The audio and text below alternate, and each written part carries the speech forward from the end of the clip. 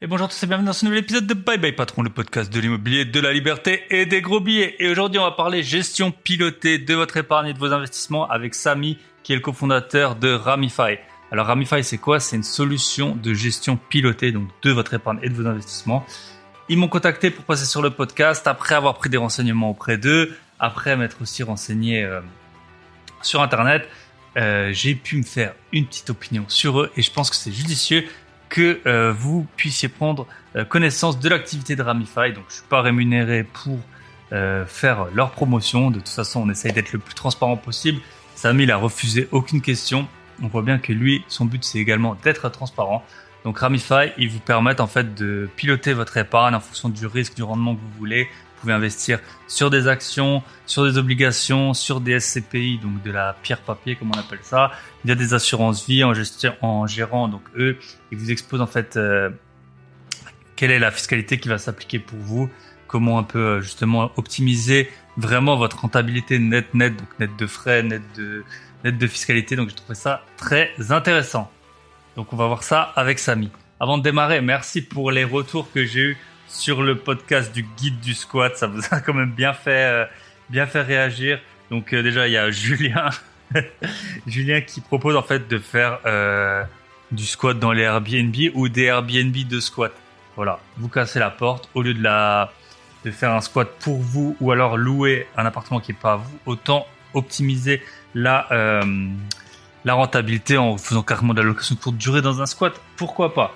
Sinon, merci à Stéphanie et Yannick pour le retour ou à Romain. Voilà, ça fait toujours plaisir d'avoir des retours.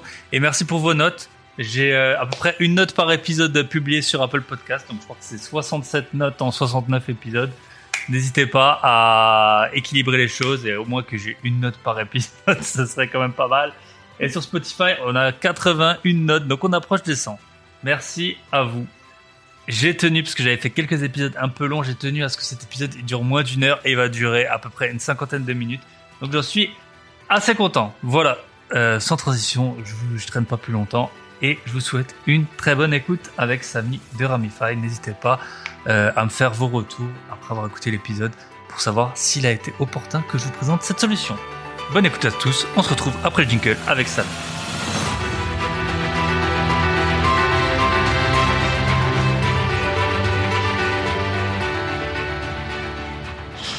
Et bonjour à tous et bienvenue dans ce nouvel épisode de Bye Bye Patron. Et donc aujourd'hui, on est avec Samy. Salut Samy, comment est-ce que ça va? Super, et toi? Ça va. On s'était raté une fois, là on a failli se rater, mais finalement, on y arrive. Donc en fait, Samy, donc un de ses collègues, il m'a contacté par rapport à la plateforme que Samy a créée avec son associé. J'avais fait des recherches un peu dessus. T'as vu un article, enfin vous avez vu un article en tout cas chez Avenue des investisseurs. Moi, j'avais fait un épisode avec Nicolas que j'avais bien vu le sérieux de son analyse. C'est pour ça que je me suis dit que c'était une bonne idée d'en savoir plus pour vous.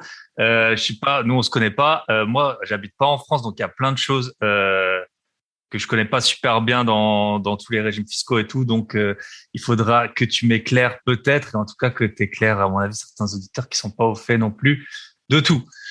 Si tu pouvais commencer juste par te présenter rapidement. En fait, vu que je m'appelle Bye Bye Patron, maintenant toi, tu es ton propre patron, j'aime bien que les invités ils racontent peut-être une expérience, tu vois, un peu insolite ou je sais pas, ou tu vois un boulot un peu un boulot de merde ou je sais pas qu'ils ont eu étudiant qui fait un peu la transition entre là où t'en es maintenant et puis là où t'as pu en être. Donc je te laisse te présenter. Ah ouais, avec plaisir. Des histoires comme ça, j'en ai, hein. Donc je pourrais en raconter. Donc moi, c'est Samy Wardini, donc l'un des deux associés fondateurs du projet Ramify. Donc pour parler très rapidement de moi, donc moi je suis né en France, mais j'ai grandi au Maroc. Ensuite, je suis revenu en France pour mes études. J'ai fait des études d'ingénieur ici en France. Ensuite, j'ai travaillé dans un cabinet de conseil en stratégie qui est spécialisé dans les services financiers. C'est aussi pour ça qu'ensuite, j'ai essayé de lancer une boîte dans l'investissement et l'épargne parce que j'ai travaillé pas mal de temps dans ce domaine. Pourquoi est-ce que j'ai quitté, donc que j'ai décidé de devenir mon propre patron? C'était assez simple. Déjà, je pense que c'était une motivation qui me suit depuis assez longtemps. Depuis toujours, je savais que dès que j'en aurais l'occasion, je sauterais le pas pour aller monter une boîte. Je me suis aussi fixé de le faire avant 30 ans. Je me suis lancé à 29 ans. Et pour la petite histoire, je me rappelle exactement du moment où je savais que c'était le bon moment. C'était ce qui fait la particularité du monde du conseil, c'est qu'on change de projet tous les X mois, 3 ou 4 mois, voilà. Donc il y a des projets sympas et des projets moins sympas. Et donc à 29 ans, j'étais sur un projet juste horrible à la Défense, où j'étais, je sais plus, au 26e étage à faire un projet qui m'intéressait pas du tout avec des gens avec qui j'avais pas envie de travailler. Et je crois que c'était vers 20h30 où je savais que j'en avais pour une longue nuit de travail où en me regardant dans la glace, dans la salle de bain, je me suis dit, c'est bon, je pars. C'était sûr, une révélation et je l'ai fait. Juste après, c'était juste au début de la pandémie, juste avant le vrai début. Donc, c'était, je pense, en décembre ou en janvier où j'ai sauté le pas et je me suis dit, allez, on se lance. Et ce qui m'amène à parler donc de Ramify, c'est un projet donc que j'ai lancé avec Olivier, qui en plus d'être mon associé, un ami de longue date. On s'est rencontrés en école d'ingénieur.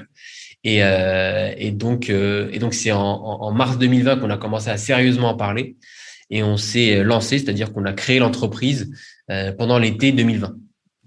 Je pense que vous le savez déjà, c'est une plateforme d'investissement qui a pas mal d'ambition. On essaye vraiment de créer quelque chose de nouveau qui va vraiment aider les gens. Alors, je ne sais pas si tu veux que directement je commence à en parler ou Si tu peux juste peut-être, tu sais, le lift pitch là, ou je sais pas comment on dit, Ouais. tu sais, dans l'ascenseur, Ouais. peut-être juste rapidement, parce que comme ça, pour les auditeurs qui connaîtraient pas Ramify, Ouais, bien sûr. juste qu'on comprenne bien de quoi tu parles, et puis après on fera le déroulé Ouais, bien un peu sûr. plus en détail. Pour expliquer comment est-ce qu'on a créé Ramify, j'aime bien expliciter le raisonnement qui nous a mené à ce positionnement-là. Nous, c'était très simple. En pleine pandémie, on commence à réfléchir un petit peu à ce qu'on veut faire avec Olivier et on se rend compte, et je pense que tout le monde s'est rendu compte que tout le monde s'est rué vers l'investissement pendant la pandémie. Tout le monde a découvert qu'il avait un petit peu d'argent et qu'il fallait en faire quelque chose. Et moi, étant très câblé finance perso, Olivier aussi, je me suis rendu compte, je le savais déjà, mais je me suis encore plus rendu compte que les gens qui me posaient des questions extrêmement basiques et surtout que je considérais un petit peu trop basiques. C'est-à-dire que les gens ont vraiment un niveau d'éducation financière extrêmement faible. Ce qui est bien, c'est que les gens commencent à se rendre compte que c'est important de gérer ses finances perso. Mais je considérais quand même que pour des gens qui ont dépassé la trentaine, qui ont tout l'accès à l'information, qui sont à l'aise avec le digital, le niveau était quand même assez faible. Et donc, on a commencé à regarder un petit peu le marché pour se dire pourquoi est-ce que ces gens-là avaient autant de mal à s'éduquer et à sauter le pas surtout. Et en fait, en regardant le marché, on se rend compte que pour les gens qui savent déjà ce qu'ils veulent, c'est parfait parce que on a accès de manière digitale à tous les produits. Je peux investir en crypto, en SCPI, en ETF, il n'y a aucun souci. On peut aller directement sur Internet et investir. Mais pour quelqu'un qui est dans la démarche de dire j'ai une petite somme d'argent et j'ai besoin qu'on m'aide à mettre en place une stratégie d'investissement, soit il le fait seul, soit il passe par un conseiller en gestion de patrimoine. Vu que le conseiller en gestion de patrimoine, c'est de moins en moins prisé, voilà, tout le monde est un petit peu surtout les gens de notre âge préfèrent le faire sur Internet. Nous, on s'est dit, il faut qu'on crée une plateforme qui permette à n'importe quelle personne de pouvoir trouver sur la même plateforme tous les produits. Donc, quand je dis tous les produits, c'est vraiment actions, obligations, immobilier, private equity, crypto et investissement en startup.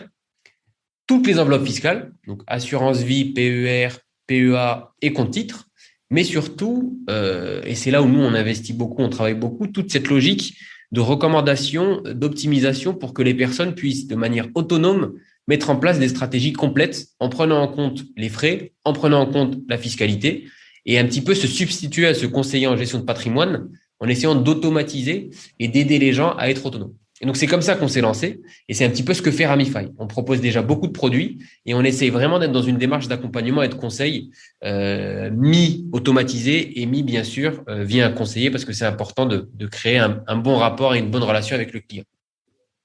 Ok, super. Et donc aujourd'hui, vous proposez en fait d'investir, on en a parlé vite fait avant, dans les ETF, les assurances vie, obligataires aussi, je suppose. C'est ça. En fait, on propose via l'assurance vie d'investir en ETF, en SCPI et bientôt en private equity. Donc, on aide les gens à créer leur portefeuille diversifié. Ils ont le choix. Soit ils utilisent que de l'ETF, soit ils utilisent de l'ETF et de la SCPI. Nous, on pousse à la diversification, surtout en temps d'inflation. Mais oui, on propose nos investissements via l'assurance vie, via le PER et en direct aussi pour les gens qui veulent investir en direct. Ok. Super. Et tu sais, t'as dit que tu avais des gens qui étaient éduqués, qui avaient accès à l'information et qui posaient des questions trop basiques. Ce serait quoi une question basique typique que t'as reçue? Les questions très basiques, et après, c'est pas de leur faute.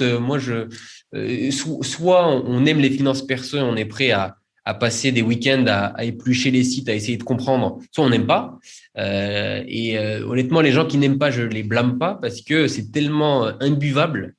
Rien que les noms, plan épargne retraite, assurance vie, les termes abattement, enfin, on a l'impression que c'est fait pour que les gens l'utilisent pas. Et donc, c'est pour ça, je pense qu'il y a une réticence et qu'il y a un peu pas un dégoût, mais voilà, les gens veulent pas se lancer. Et quand je parle de questions basiques, c'est vraiment de dire, par exemple, les gens pensent que l'assurance vie, C'est pour t'assurer. un produit d'investissement, voilà, ou c'est pour t'assurer. Ils considèrent que l'assurance vie, c'est pour des rendements faibles. Alors que dans l'assurance vie, si tu veux mettre, je sais pas moi, du Tesla, tu peux mettre du Tesla. Tu vois, et donc, c'est plus un problème de définition que de connaissance ou de capacité à comprendre. C'est que les gens entendent des noms et ont des idées préconçues de ce que ça peut être. Ouais. Ok. Et du coup, donc on peut passer soit en direct, soit en assurance vie, soit en PER. PER, c'est quoi? Je connais pas du tout ce que c'est un PER, donc un plan épargne retraite, je suppose. Tu es obligé de le garder jusqu'à ta retraite. Comment ça fonctionne exactement? En fait, pour expliquer très schématiquement comment ça marche les enveloppes fiscales, il y en a trois, deux qui se comportent à peu près de la même manière et le PER. Donc, tu as l'assurance vie et le PEA. La spécificité, c'est quoi? C'est que l'argent que tu mets dans ce qu'on appelle des enveloppes fiscales, assurance vie PEA, c'est que tu as déjà payé ton impôt avant de placer l'argent dans ces enveloppes fiscales-là. C'est-à-dire que je touche mon salaire, je paye mes impôts sur le revenu et je dépose ce que j'ai envie de déposer sur l'une ou l'autre. Et à la fin, en sortie, j'ai des allègements fiscaux. 5 ans pour le PEA, 8 ans pour l'assurance vie, schématiquement. Sur les revenus, pas sur les sommes, sur les revenus générés par les placements. Ouais. Sur les plus-values. Pour le PER, c'est différent. Le PER, comme son nom l'indique, plan épargne retraite, c'est une enveloppe fiscale que pousse depuis 2019 l'État pour aider les gens ou pour pousser les gens à préparer leur retraite. Et donc, la vraie différence avec l'assurance vie, c'est que l'argent que tu places dans ton PER, tu ne payes pas d'impôt dessus. Tu le places brut. Et tu peux placer jusqu'à 10% de tes revenus. Donc, si on prend un exemple de quelqu'un qui gagne, je ne sais pas, on va prendre 50 000 euros par an, cette personne-là peut placer 5 000 euros brut sur son PER. Sans charge sociale, du coup. C'est uniquement l'impôt sur le revenu. Les charges sociales, ils sont toujours payées. Okay. Mais donc, tu payes, enfin, charge patronale plutôt, charges sociales, tu les payes pas. C'est vraiment le brut. Le brut, okay. Donc, le brut pour le salarié. Voilà, pour le salarié. Et donc, tu places ces 10%-là, donc 5 000, et tu ne payes pas d'impôt dessus, tu payes tes impôts que sur les 40 000. Et tes impôts, tu ne les payes que quand tu débloques ton PER. Et donc, ce qui permet de mettre, pour les gens les plus imposés, quasiment 2 fois plus d'argent sur ton PER. Et donc, tu as 2 fois plus de capital qui te génère 2 fois plus de plus-value. C'est ça, en fait, la logique derrière.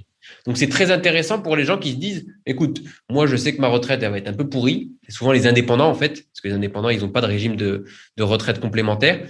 Ils peuvent mettre jusqu'à 15% de leurs revenus sur le PER et c'est excellent pour leur permettre de mieux préparer leur retraite. Ok. Et ça, on peut le débloquer à la retraite ou il y a si tu perds ton emploi ou des trucs comme ça, non, il y a des conditions. Il y a plusieurs clauses qu'on appelle un peu accident de la vie qui permettent de débloquer le PER. Et il y a aussi une nouvelle clause qui est en vigueur depuis 2019, c'est pour l'achat d'une résidence principale. On peut le débloquer. Ouais, donc ça fait quand même un événement que tu peux choisir, quoi. Donc ça, c'est pas mal. Ok. Et donc typiquement, si moi j'arrive chez vous, j'ai 40 000 euros, je sais pas quoi en faire. Qu'est-ce qui se passe? Comment ça fonctionne? Et on va dire, tu vois, j'ai 35 ans, j'ai pas besoin de cet argent pendant longtemps.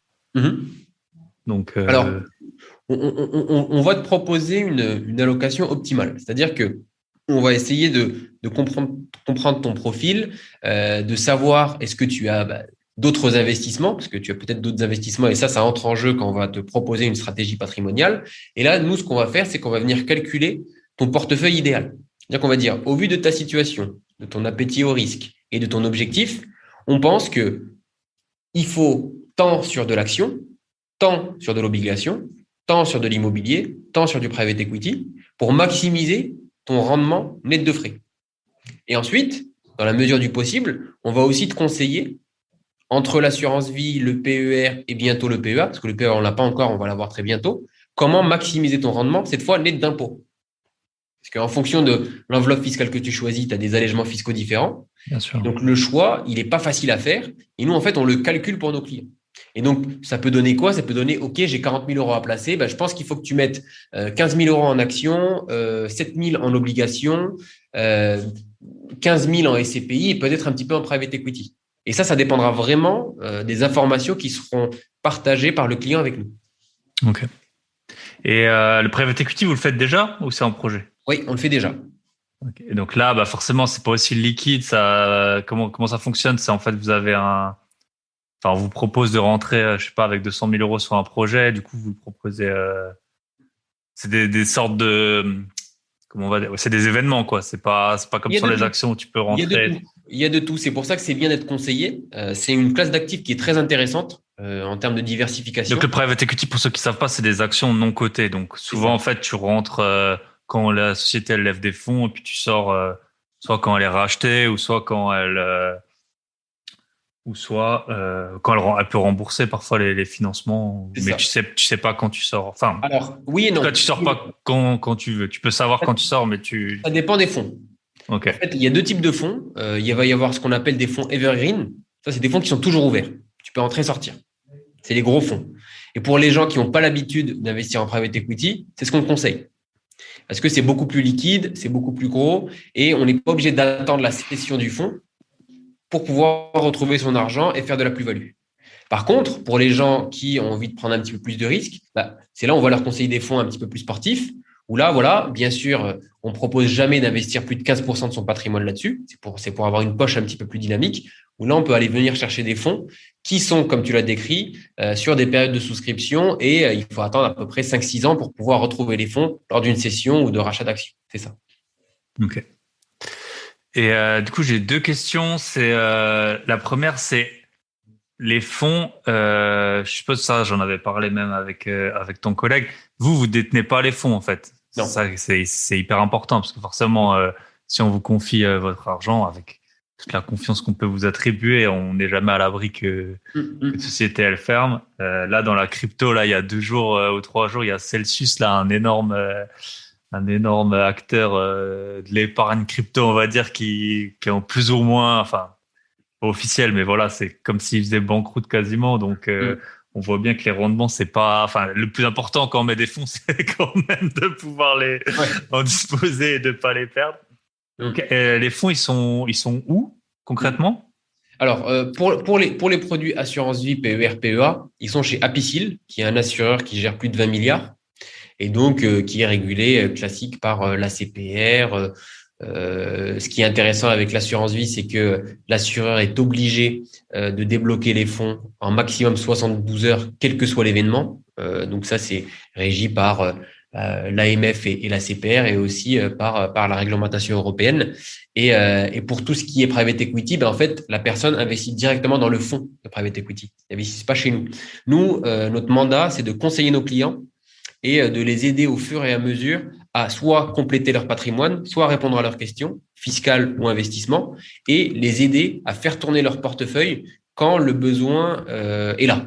Typiquement, en ce moment, en temps d'inflation, on a beaucoup de clients qui nous posent des questions. On a mis en place des choses pour robustifier leur portefeuille, et c'est ça notre rôle. C'est pas de détenir les fonds. Okay. Donc même si Ramify ferme demain, les fonds ils seront pas perdus. C'est ça. Ok. Et la deuxième question, c'est les frais. On sait très bien que pourquoi les gens ils passent pas par des CGP. Déjà, ils conseillent souvent des produits un peu sur lesquels ils sont intéressés. Pourquoi les fonds d'investissement tels qu'on en parlait encore il y a 10-15 ans, pourquoi est-ce qu'on privilégie les ETF? C'est à cause des frais. Et on sait qu'en plus, ça fait des effets, les intérêts composés, ils font, enfin, les frais, ils ont tendance à vous couper l'herbe sous le pied chaque année. Et en fait, même si vous avez payé 10 000 euros de frais, ben, peut-être ça va vous remettre un portefeuille à 100 000 euros de moins sur 20 ou 30 ans. Donc, vos frais, ils sont de combien, du coup? Alors, en ce moment, on a une offre de lancement. Donc, on a vraiment les frais les moins chers du marché. Nous, en frais de mandat, on est à 0,3%, ce qui fait que les frais totaux de gestion sont de 1%, tout compris, sur les portefeuilles ETF. Pour donner un ordre d'idée, dans une banque en ligne, vous serez, si vous choisissez un fonds actif, à peu près à 2,5%. Et avec un CGP, en fonction de votre CGP, ça, pour le coup, c'est vraiment du cas par cas, ça peut monter à 3,5. Si on prend une bonne solution en ligne, on est plus sur du 1,6. Et nous, là, en ce moment, sur l'offre de lancement, qui va durer encore sûrement jusqu'à la rentrée, on est à 1%. Ok. Et tu as dit 0,3 et 1%, c'est quoi la différence? C'est ce que le fonds il prend et ce que l'assureur il prend, je suppose. Alors, c'est une super question. Il y a 3 types de frais, chez nous en tout cas. Je vais essayer d'expliquer ce que fait un conseiller en gestion de patrimoine et ce qu'on fait nous. Il y a 3 types de frais. Les premiers frais, c'est les frais d'assurance vie de PER. Ça, c'est remis à l'assureur. C'est à peu près 0,5 qu'on va lui remettre parce que c'est lui qui se porte garant, c'est lui qui garde les fonds et c'est lui qui va assurer au client qu'il aura accès à ses fonds en maximum 72 heures, quel que soit l'événement. Tu le rémunères pour ça. Ensuite, tu as les frais d'ETF, qui sont à peu près de 0,2, 0,3, en fonction de l'ETF que tu choisis. Et ensuite, il y a les frais que Ramify va prélever pour la gestion. Et c'est les 0,3 dont je te parlais. Okay. Ce qui fait, quand tu sommes, une somme à peu près 1%. Ok. Alors que si on passait en direct, par exemple, sur un ETF, on n'aurait que les frais d'ETF. Après, on n'aurait pas la balance du... Et pour les private equity, je suppose qu'il y a des frais dans le fond aussi parce que les gens ils sont plus actifs en général. C'est ça. Private equity, ça dépend. Ça dépend du fonds. En règle générale, c'est à peu près 2% de frais de gestion. Après, les rendements sont meilleurs. En tout cas, si on choisit bien son fonds de private equity, c'est tout l'intérêt. Et ensuite, il y a aussi des frais d'entrée, mais qui sont assez faibles. Ça dépend. Si on va voir un conseiller en gestion de patrimoine, ils seront assez élevés. Chez nous, ils sont assez faibles. Ils sont de moins de 1%. Ok. Maximum 1%. Je pense que c'est toute l'idée quand même de Ramify, c'est de baisser les frais au maximum. Ok. Et donc ça, on a vu. Vous adressez... c'est un peu ça qui est... Enfin, tu vas peut-être me contredire, mais qui est un peu compliqué entre guillemets chez vous. C'est à la limite, on se dirait, vous savez tout, tu pourrais donner l'argent d'une mamie, tu vois. Sauf qu'en fait, la mamie, elle va pas aller sur Internet pour savoir comment placer ses fonds. Donc, votre client, le persona, là, tu sais, on dit le client type, ou ça, vous vous adressez à qui exactement? Nous, déjà pour te parler de notre base client, on a des clients entre le client le plus vieux, il a plus de 70 ans, mais bon, je te rassure, il n'y en a pas beaucoup qui ont plus de 70 ans, mais on a beaucoup de clients entre 30 et 55 ans. Et même nous, on a été surpris parce que même les gens qui ont 46, 47, 50, 52, ils veulent avoir accès à de l'investissement en ligne et ils cherchent un acteur de référence qui soit sérieux, qui fasse des choses aussi poussées que certaines banques privées ou certains bons conseillers en gestion de patrimoine. Et c'est comme ça que nous, on veut se positionner. Aujourd'hui, notre moyenne d'âge est à peu près à 38 ans. Et nous, notre persona, c'est vraiment la personne qui, si elle n'avait pas accès à Ramify, serait allée voir un conseiller en gestion de patrimoine. Donc, c'est quelqu'un qui veut déléguer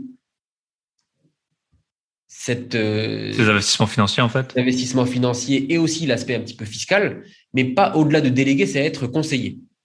Je fais un petit peu la distinction, c'est je veux mettre en place des choses, mais je veux les faire en étant conseiller, en étant accompagné. Ok. Et on n'en a pas parlé, on a parlé des frais, mais si on veut rentrer chez Ramify, parce que je suppose que chez un CGP, tu ne rentres pas avec 2000 euros, quoi. Nous, c'est 1000. Ok.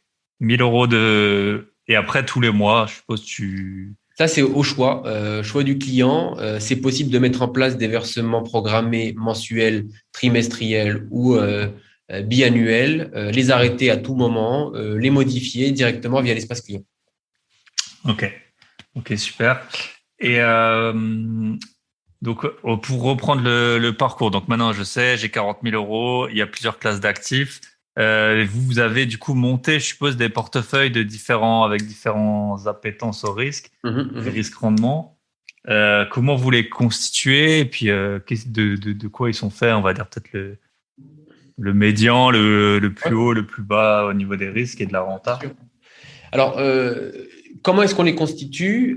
Donc ça, c'est l'expertise de mon associé qui a travaillé plus de 5 ans. Il a fait des études de mathématiques financières aux États-Unis. Ensuite, il a travaillé plus de 5 ans dans une banque américaine où lui, ce qu'il faisait, c'était de la gestion d'actifs, soit pour des clients très riches, soit pour des gros fonds. Et donc, son travail à plein temps, c'était de mettre en place des stratégies qu'on appelle quantitatives, c'est-à-dire que c'est lui qui est à l'origine de la stratégie, mais toute la stratégie est basée sur des données statistiques pour pouvoir de manière automatique s'adapter aux conditions de marché.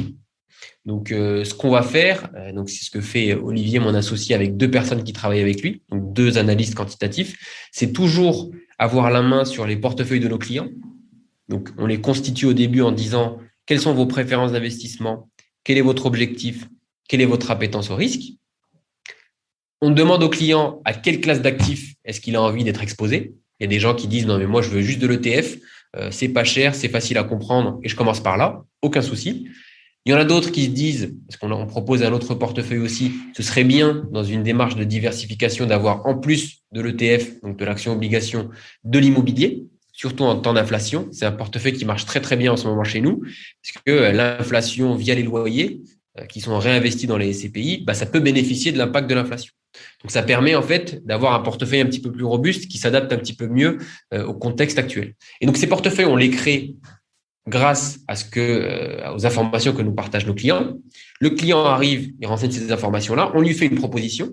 Il a la main sur le portefeuille, c'est-à-dire il peut changer son risque, il peut changer les classes d'actifs. Il peut toujours revenir à la recommandation Ramify et demander pourquoi est-ce qu'on essaie d'expliquer au maximum comment est-ce qu'on crée les portefeuilles. Et ensuite, s'il est intéressé, il suffit ensuite qu'il choisisse est-ce qu'il veut le faire via une assurance vie, via un PER, via un mix des deux. Ensuite, la signature se fait de manière automatisée. Ensuite, pour ta deuxième question qui est à quoi ressemblent les portefeuilles? Bah, très directionnellement, ça les gens, la plupart le savent, plus un portefeuille sera risqué, plus il sera chargé en actions. Moins il est risqué, plus il est chargé en obligations. Ça, c'est pour le portefeuille simple, ETF, actions, obligations. Quand on rajoute la SCPI, en fait, la SCPI, d'un point de vue risque et volatilité, ça va plus se rapprocher de l'obligation que de l'action. C'est des rendements un petit peu plus faibles. Bon, c'est quand même des rendements intéressants. On peut arriver à 5% par an, 4% par an, mais surtout beaucoup plus stable et beaucoup moins de mouvements que sur le marché action. Et donc, si on choisit le portefeuille ETF et CPI, plus le risque sera faible, plus on verra que la part de SCPI plus obligation va augmenter, et plus le risque sera fort, plus la partie action va augmenter. Donc, c'est un petit peu comme ça qu'il faut le comprendre. Et après, nous, derrière, en termes de gestion, et c'est tout l'intérêt de passer par une plateforme comme la nôtre, c'est qu'on garde l'œil sur les portefeuilles de tous nos clients. On va calculer autant que nécessaire le portefeuille idéal du client, donc le portefeuille qui va maximiser son rendement net de frais. Et si jamais son portefeuille actuel, parce que bon, les portefeuilles, ça change avec les fluctuations de marché, s'éloigne trop de ce portefeuille, on envoie directement des arbitrages automatiques pour rééquilibrer son portefeuille. Ok. Sachant que sur la SCPI, tu me dis si je me trompe, là c'est beaucoup plus compliqué, non, on peut pas sortir en tout cas quand on veut. Si, via l'assurance vie, la liquidité est totale. C'est tout Ok. l'intérêt d'investir. Il y a deux choix. Soit on investit en direct. Ok. Et là, c'est souvent des gens c'est très intéressant, c'est de s'endetter pour acheter une SCPI, parce que c'est de l'investissement immobilier. Via l'assurance vie, on ne peut pas s'endetter pour acheter de la SCPI, mais par contre, la liquidité est totale.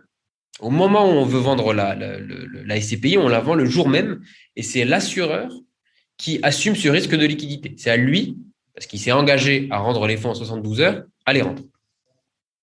Ok. Donc tu peux, mais t'as des frais quand tu rentres, non, dans la SCPI. Toujours. Ouais. Donc tu peux pas rentrer, sortir, rentrer, sortir, rentrer, sortir. Voilà. Ouais. Nous, ce qu'on va faire, c'est qu'on va pas entrer, sortir. Et c'est pour ça que le fait d'avoir quelqu'un qui a longtemps travaillé en gestion d'actifs, parce qu'il y a une différence entre faire du trading et de la gestion d'actifs.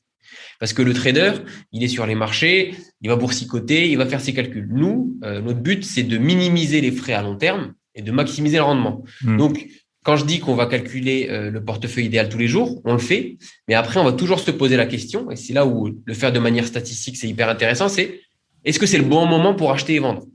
Parce que si on achète et vend tous les jours, on a une grande partie du rendement qui va partir. Part en frais. Voilà. Et donc, le but, c'est de trouver est-ce qu'on le fait tous les mois, est-ce qu'on le fait tous les 2 mois, est-ce que c'est tous les ans? Et ça, c'est toute la recherche que fait donc Olivier et les 2 personnes qui travaillent avec lui pour toujours garder un œil sur le portefeuille de nos clients. Ok. Et parce qu'on parlait d'ETF, de SCPI, vous avez du coup un panel, je suppose, d'ETF et de SCPI dans lesquels ça doit aussi, surtout pour les SCPI, je suppose, ça tu dois le faire à la main. Enfin, je veux dire, tu dois les sélectionner. Je parle pas l'investisseur, mais toi ou la personne qui est en charge de ça. Il y a combien de choix à peu près de SCPI Alors, je n'ai pas vu non plus de ce domaine, mais je sais que ça a l'air quand même compliqué. Enfin, compliqué de trouver surtout pour les gens qui s'endettent. Je sais que souvent la banque te propose, en fait, tu peux t'endetter, mais alors tu n'achètes que les SCPI de chez moi et ça limite grandement le nombre.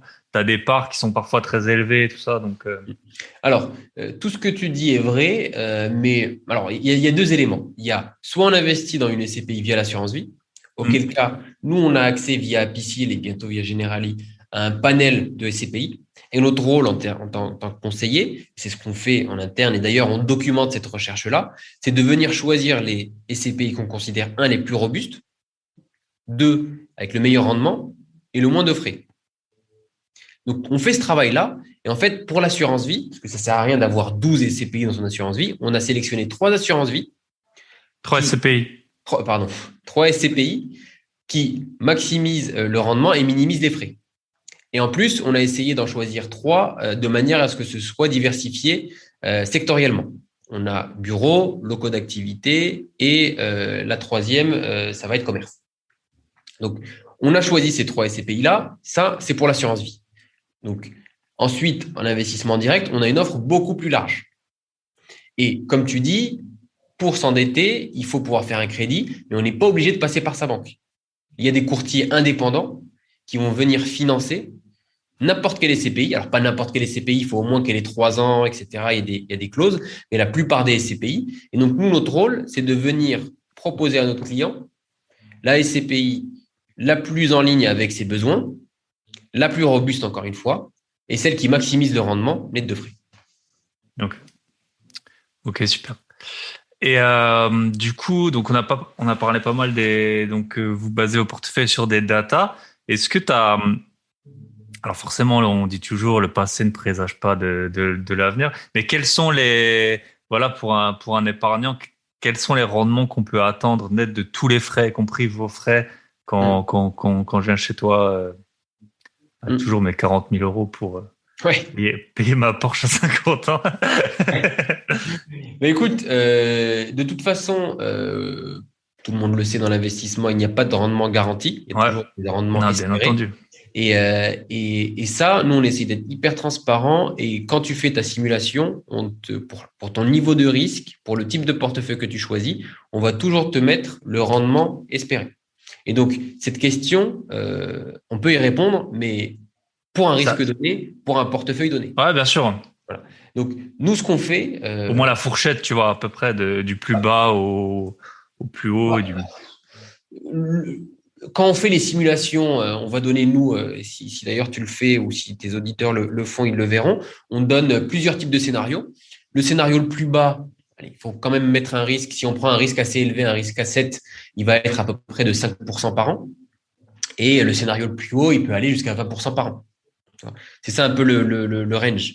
Notre but, c'est pas de boursicoter, d'essayer de trouver du 50% une année. Non, mais déjà 20%, c'est énorme. Déjà, tu prends des risques quand tu es à 20%. Enfin, on dit que le marché action, il fait genre 7, 8, c'est ça. 7 et 10% à long terme. Donc, c'est ça. Et donc, en fonction du scénario, on peut s'attendre à des rendements différents, sachant que nous, et c'est pour ça qu'on s'appuie sur une méthode statistique, c'est les gens qui investissent pendant 30 ans. La probabilité que le marché s'apprécie dans 30 ans, elle est de 99%.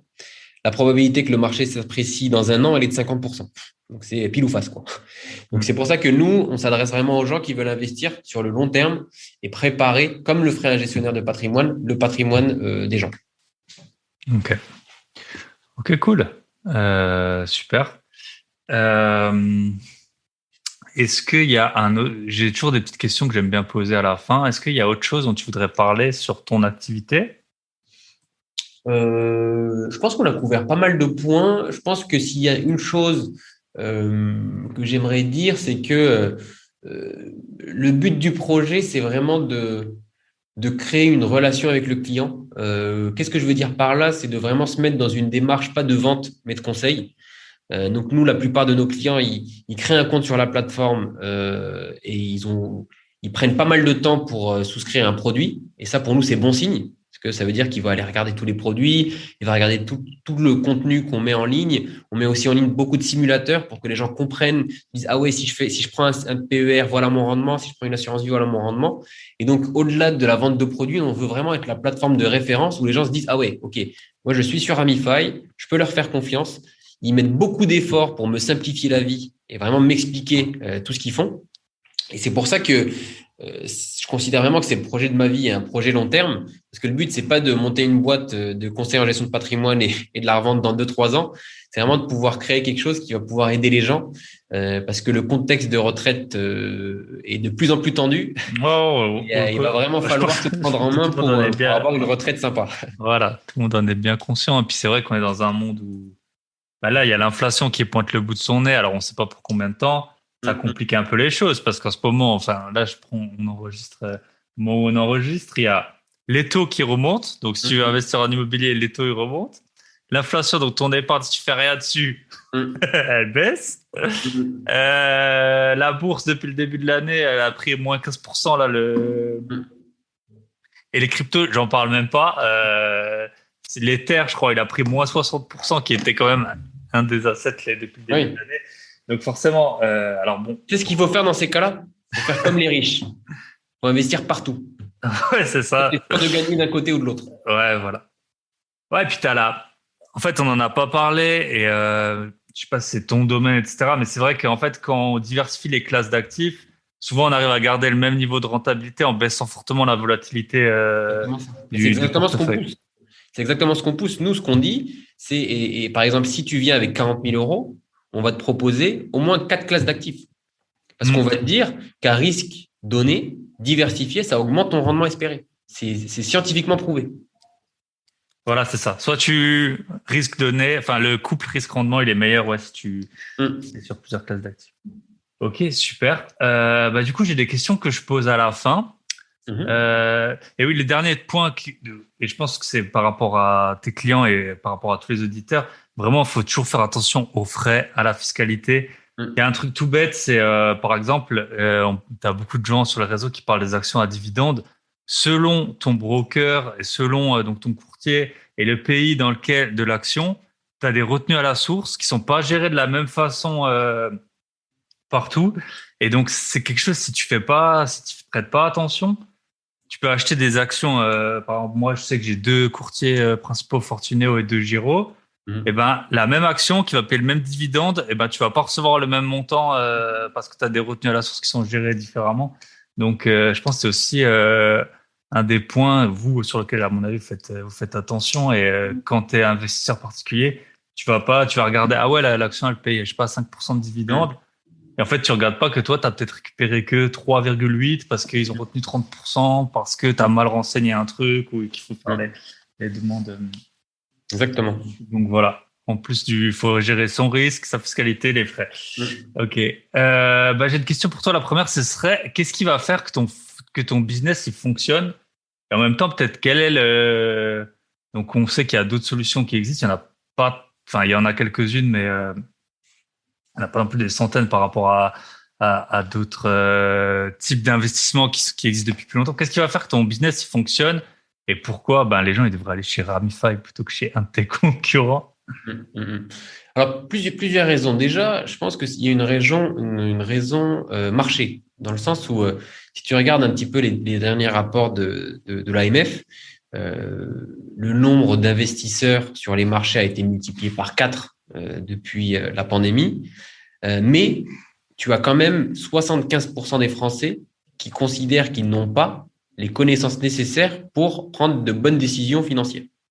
Donc, dans ce marché-là, on a quoi? On a une majorité de personnes qui veut investir, mais qui a besoin d'être accompagnée, et une minorité de personnes qui investit et qui sait le faire. Donc, ces gens-là qui savent faire, c'est pas nos clients. C'est-à-dire que s'ils savent faire et si surtout ils ont le temps et l'envie de le faire, très bien. Et honnêtement, moi, je conseille de faire ça. Mais après, il faut aimer et il faut vouloir y consacrer le temps. Pour tous les autres qui ont pensé à aller voir un conseiller en gestion de patrimoine, le faire sur Internet, c'est très compliqué. Parce qu'il n'y a pas de plateforme qui va pouvoir les prendre par la main et leur proposer plusieurs opportunités et plusieurs manières d'investir. Quand on va sur Internet, soit on va, comme tu disais, de Giro, où là, il faut faire son shopping soi-même, soit on va choisir un courtier en SCPI, mais il faut nous-mêmes faire les petites études, faire les petits calculs pour se dire quel est SCPI, comment, et ensuite, on s'inscrit sur Internet. Nous, on va venir vraiment digitaliser au-delà de l'investissement, c'est l'approche des gestions de patrimoine. C'est pouvoir avoir accès à un conseiller, soit par chat, soit par téléphone, pouvoir centraliser tout son patrimoine sur la même plateforme et pouvoir investir via la plateforme, et surtout pouvoir avoir accès à de la recommandation et de l'optimisation via la plateforme. Nous, notre but, c'est quoi? C'est qu'à chaque fois que le client va partager, par exemple, augmentation de salaire, je me marie, j'ai un enfant en plus, ça a des implications sur ta fiscalité. Il suffit juste de le partager sur la plateforme et nous, on va tout mettre à jour. Voilà ton plafond de PER, voilà combien est-ce qu'il faut que tu mettes là-dessus pour pouvoir toujours optimiser. Tu es passé à un certain niveau de revenu ou niveau de patrimoine, ce serait intéressant de diversifier et de rajouter ça. Et donc, c'est vraiment cette approche-là qui, pour nous, est hyper importante parce que les Français, même s'ils ne sont pas éduqués financièrement, en tout cas la grande majorité, ils aiment interagir avec leur argent. Ils aiment pouvoir en discuter, avoir des nouvelles opportunités, pouvoir optimiser. Et donc, c'est comme ça que nous, on se place et on investit beaucoup dans notre produit pour en faire quelque chose de vraiment facile à utiliser, agréable à utiliser. Et c'est pour ça que je pense qu'on a une solution qui est, en tout cas, je l'espère, qui va durer dans le temps et qui va s'imposer sur le marché. Ok. Et je suppose que tu as des effets de taille, quoi, forcément. Vous êtes un business de... Exactement. En fait, vu que vous rémunérez sur les fonds, et il faut que vous grandissiez. C'est ça. Et honnêtement, nous, ce qui nous rassure, et c'est aussi dans la mission qu'on s'est lancé, c'est de dire que on traite donc les dossiers, les patrimoines à partir de 1 000 euros, mais on a des clients qui sont à 600 000 ou 700 000 euros. Et pourquoi est-ce qu'ils viennent vers nous? Ceux à 1 000 euros, ils viennent vers nous, surtout parce qu'ils font leur premier pas dans l'investissement. Donc, ils trouvent du contenu, des simulateurs, des parcours de souscription hyper rapides où directement, en 5 minutes, on a un portefeuille diversifié avec de la SCPI, et comprennent en fait l'esprit. Ensuite, on a d'autres personnes qui se disent, ah oui, là, j'ai une entreprise qui va prendre le temps d'analyser mon patrimoine, qui va me permettre d'investir dans plusieurs classes d'actifs et qui aura toujours la main sur mon portefeuille pour me donner des conseils et j'aurai toujours accès à un conseiller si jamais j'ai des questions. Et donc, l'effet de taille, certes, mais on n'est pas uniquement sur un marché où on va adresser uniquement des petits porteurs. On s'occupe aussi bien des petits porteurs que des gros porteurs. Les petits d'aujourd'hui seront peut-être les gros de demain, hein. C'est exactement. Ça aussi. Hein. Ils le seront. Ok. J'ai une autre question, c'est souvent je demande qu'est-ce que tu voulais faire quand tu étais petit, mais toi je te demandais qu'est-ce que tu faisais quand tu étais, tu vois, à ton école t'es ingénieur, tu dis, et voilà, t'es rentré dans l'école, tu t'es pas dit c'était impossible de prévoir ce que tu allais faire aujourd'hui. Donc c'était quoi ton idée au départ? Parfois on n'y pense pas, mais ouais. C'est difficile comme question parce que moi, j'ai toujours été de nature hyper curieuse et hyper chaotique. Donc, j'ai jamais su ce que je voulais faire. Par contre, je savais ce que j'aimais. Et ce que j'aimais, c'était la physique. Donc, moi, j'ai fait mes études d'ingénieur et j'ai fini avec une spécialité énergie, génie énergétique. Et mon premier job, c'était aux États-Unis où j'ai travaillé dans une entreprise qui est en fait une filiale de Total, quasi filiale de Total. Total est actionnaire majoritaire qui s'appelle SunPower et c'est une entreprise dans les énergies renouvelables dans le solaire. Et donc, j'étais analyste de données là-bas Et j'étais parti pour faire une carrière dans l'énergie, quoi. Mhm. Et c'est en revenant en France, parce que j'avais aussi fait des stages dans la finance, c'est quelque chose que j'aimais beaucoup, les finances perso. J'ai fait un stage en trading à Londres avant. Et c'est là où je suis revenu dans le monde de la finance, mais sous un autre angle, où j'ai fait un petit peu de conseil. Et même le conseil, au final, et je pense que si tu as des consultants dans l'audience, c'est souvent un non-choix. Faire du conseil, c'est qu'on ne sait pas exactement ce qu'on veut faire. Et on se dit, bon, au moins, j'aurai accès à plusieurs types de missions, plusieurs types de problématiques. Ça va changer, les clients, ils changent, on Voilà, c'est découvre le ça. truc. Voilà. Et voilà, c'est vraiment, c'est plus le cap des 29 ans, 30, où moi, je me Qui suis plaît. toujours dit, avant 30, je me lance. Ok. Ben voilà, c'est chose faite. Mm. Tiens, j'ai une autre. Tiens, j'ai une question, c'est est-ce qu'il y a une fausse croyance ou un mythe que tu voudrais éclaircir, peut-être sur les finances perso? Je sais pas si Mm. c'est un peu. Souvent, je pose les questions. Les auditeurs ne savent pas, mais il y a des questions très peu, mais que je partage à l'avance avec les invités. Là, c'était pas le cas, donc on est un peu en freestyle. Ouais. Donc, Ouais, c'est une bonne question. Les mythes, il y en a beaucoup, hein. Après, il y a les mythes classiques qui disent que ça sert à rien d'essayer de battre le marché. Ce qu'il faut, c'est hmm. épargner tous les mois sur le long terme. Et ça, les gens ont du mal à le comprendre, vraiment. Ils ont vraiment du mal à le comprendre. On a beaucoup d'investisseurs qui nous disent est-ce que c'est le bon moment d'investir ou pas. Moi, je leur dis à chaque fois, il n'y a pas de bon moment d'investir. Si tu investis tous les mois sur 30 ans, tu feras tous les bons et tous les mauvais moments. Ouais, c'est ça. Comme C'est ça, ça. t'es tranquille. Et par contre, si tu rates, c'est assez intéressant. Si tu rates, je sais plus, sur 20 ans, les 10 jours les plus, Ouais. les meilleurs jours de performance sur 20 ans, ta performance, en fait, elle est enfin, quasi Ouais. ruinée, quoi. Ouais. Mais tu sais, on avait fait une analyse qui était hyper appréciée par nos clients parce que il y a un moment où, tu vois, il y a toujours des petits moments où tu as des petits market crash, voilà, 10%, les gens Hmm. commencent à s'affoler, c'est normal. C'est aussi pour ça qu'on essaye d'estimer le risque des clients. C'est notamment pour ce genre de moment où on voit comment est-ce que les gens réagissent. Et on a montré aux gens, les gens qui sont, enfin, on a fait un graphe où on montrait la différence entre les gens, en 2008, quand il y a eu le gros crash, entre Mhm. les gens qui sont sortis pendant la crise donc qui ont validé leur perte, et les gens qui sont restés 10 ans encore après. Et la différence Ah, est monstrueuse. Parce que ah, bah, comme c'est tu dis, sûr. si on rate les jours de bonne performance, c'est grave. Mais si on sort au mauvais moment parce qu'on n'a pas confiance, c'est encore plus grave. On n'arrive jamais au niveau, au niveau Ouais, d'avant. tu n'arrives jamais à le rattraper. Donc c'est vraiment ça. Faut investir un petit peu tous les mois de manière hyper diversifiée. Parce que quand l'immobilier ira bien, les ETF iront moins bien et vice-versa. Enfin, faut vraiment avoir une vision globale de son investissement. Et plus on avance, plus on crée du patrimoine, plus on diversifie. On diversifie, on diversifie, on diversifie. C'est vraiment ça la règle, la règle. Et le deuxième mythe, parce que ça, beaucoup de nos clients nous le disent, c'est que le private equity, c'est pas que pour les riches. L'investissement non coté, c'est pas que pour les riches. Surtout si on a un fonds qui est assez facile à comprendre.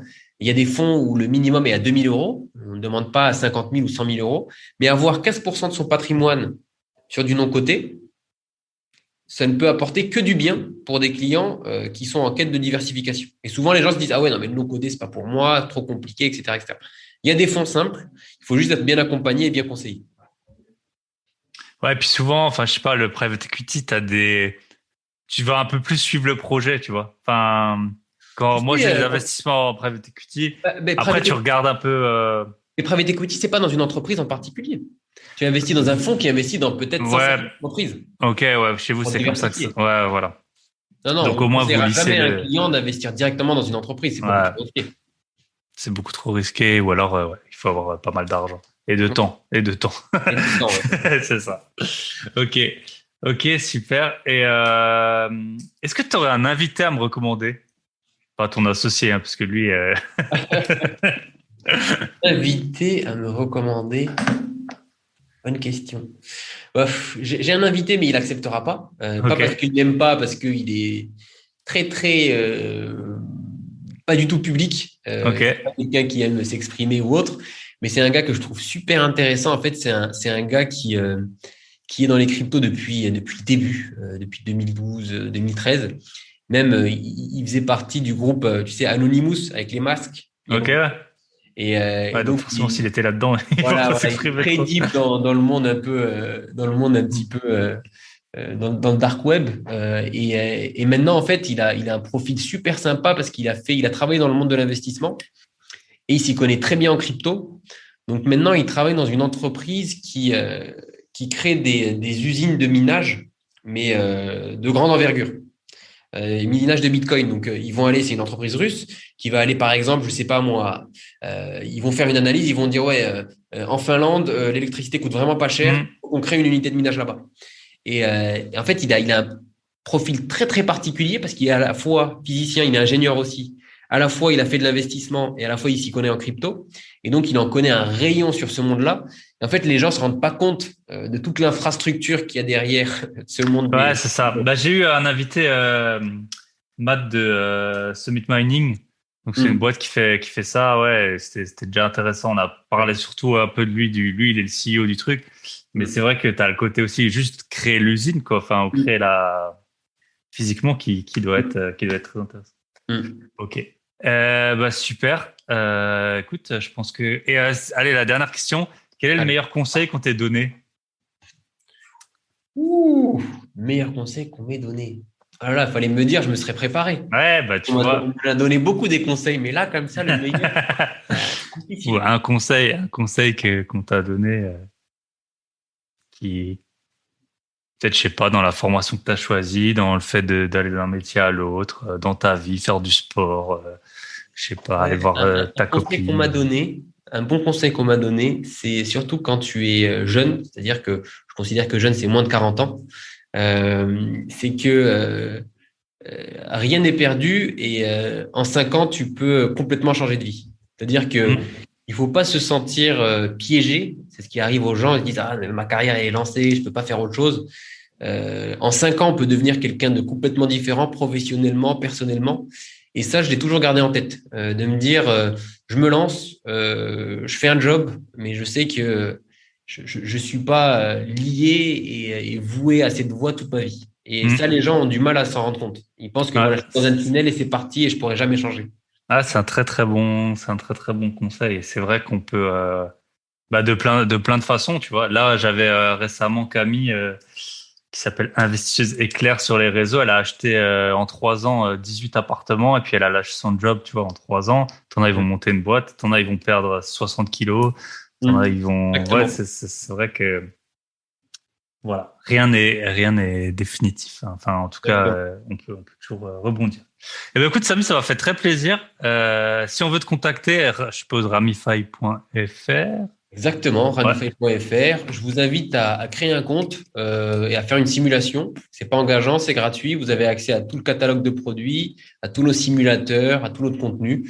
Et si vous avez des questions, faut pas hésiter à les poser. On est là pour ça. Ok, ça marche. Eh ben, écoute, je te remercie et je te souhaite une très bonne soirée. Et Merci. bye bye, à bientôt. À bientôt. Ciao. Et voilà, on arrive au terme de cet épisode. J'espère qu'il a été enrichissant pour vous, pour le présent et pour le futur. Avant de nous quitter, petite info qui a rien à voir avec le podcast, mais je serai au Hellfest ce week-end. Me demandez pas pourquoi, voilà, ça me manquait de dormir dans une tente, donc je serai au Hellfest. Si jamais vous êtes de passage, vous pouvez m'écrire sur Instagram et puis on peut essayer de partager une bière dans un gobelet, une bière chaude et sans bulle si possible. Mais normalement, vous aurez un épisode la semaine prochaine, ne vous inquiétez pas. Tout est toujours dans les pipelines pour que vous ne soyez jamais en rade. Donc pensez à partager cet épisode, notamment pour des personnes qui n'écouteraient pas de podcast ou qui ne sauraient pas trop comment investir. Je pense que c'est vraiment une solution qui est adaptée. Mais dans tous les cas, faites bien vos recherches et pas que vos recherches. Pensez toujours à diversifier vos investissements. Même si là, vous êtes sur une plateforme qui diversifie, ne mettez jamais tous vos fonds au même endroit. On n'est jamais à l'abri. Voilà, et la dernière petite info que je vous partage en avant-première, alors on n'a pas encore établi tous les détails, mais c'est quasi sûr que Tony de Une Vie de Liberté et moi, on fera un match retour des punchlines de rap, et à mon avis ça se fera très bientôt. Voilà, je vous souhaite une bonne semaine à tous, bye bye.